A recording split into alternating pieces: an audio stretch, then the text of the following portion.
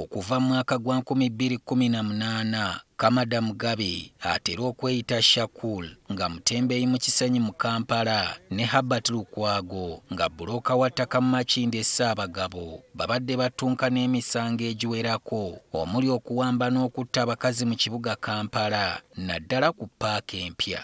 Olwaleero omulamuzi wa kkooti enkulu Alex Agigi bano abasingisizza emisango gino nga yeesigama ku bujulizi obwaleetebwa omuwaabi wa gavumenti Irene Nakimbugwe. Kyazuuka nti bano baawamba abawala bana abato n'ekigendererwa ekyokusaba emisingo okuva mu bakadde baabwe.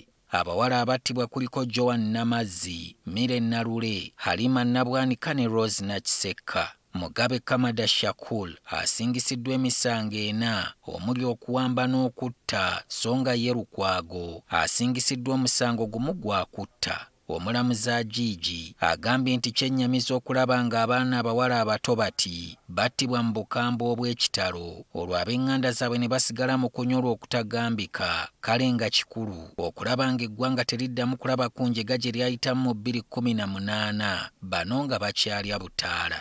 Wano wasinziddwa okubakaliga emyaka 49 ku buli musango gwe bazza, kyokka nga kuno abasaliddeko ebbanga lya myaka 5 gye bamaze ku alimanda nga battunka n'emisango.